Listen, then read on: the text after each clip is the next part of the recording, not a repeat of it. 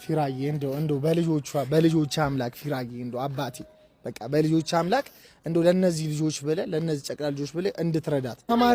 ተማሪዎችሽ ይሄን ቪዲዮ ቢያዩ አይደብርሽም? አይደብረኝም። የጅማ ልጆች የጅማ ቤተሰቦች እህታችን ከጅማ ድረስ ነው ዛሬ ከነ ልጆቿ እኔን ለማግኘት እዚህ አዲስ አበባ የመጣችው። ጅማ ቲክቶከር የለም እስክል ድረስ ማለት ነው። እሺ እነዚህ ልጆች የማሳደገው ብቻዬን ነው። ማንም የሚረዳኝ የለም። ቤተሰብም ወዳጅም ዘመድም የሚያገዘኝ ማንም ሰው የለም። ስለዚህ እንዲህ በወጣትነት እንደገና የሴትነት ጫና አለ። እነዚህ ልጆች ማሳደግ ራሱ በጣም ከባድ ነው። እኔ መቋቋም አልችልም። እግዚአብሔርን ለምዶን አላውቅም፣ ያስለቅሰኛል ይሄን ነገር ሳስብ ማለት ነው። አይዞሽ ጠንከር ብለሽ አጠራርብሽ ተናገር። አይዞሽ አባታቸው የለም? አባታቸው አለ፣ ነገር ግን ትቷቸዋል። ጭራሽም አያቸውም፣ አይረዳቸውም። እናችን የ10 ወር ልጅ እያለች ነበር የተለያየ ነው። ከዛን እሷን በማሳደግ ራሱ በጣም ነው ዋጋ የከፈልኩት ማለት ነው። በዚህ እድሜ ብቻ በወጣትነቴ በጣም ነው የልጅ አሮጊት ነው የሆንኩት። ለነሱ ስል በጣም የተሰቃየሁት።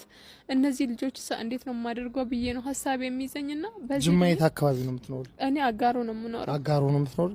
የአጋሩ ሰዎች እንግዲህ ከጅማ ድረስ ነው እኔን ለማግኘት የመጣችው።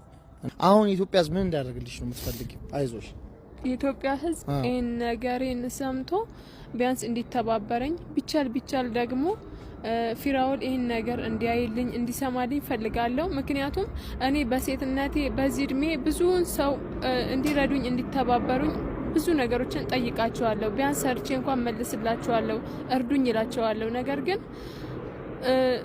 ማንም ዞር ብሎ የሚያየኝ የለም። የህዝብ ልጅ የሆነው ፍራኦል ኢቴቻ ከአሜሪካ አንድ ሻንጣ ሙሉ ገንዘብ ልኮላታል። ፍራኦል ኢቴቻ ድምጿን ሰምቶ አይዞሽ ለልጆቿ ማሳደጊያ በኢትዮጵያ 300,000 ብር ልኮላታል። 300,000 ብር።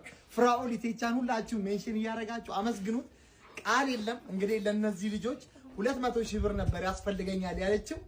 እንግዲህ 300,000 ብር ጨምሮ ይሄው ልኮላታል።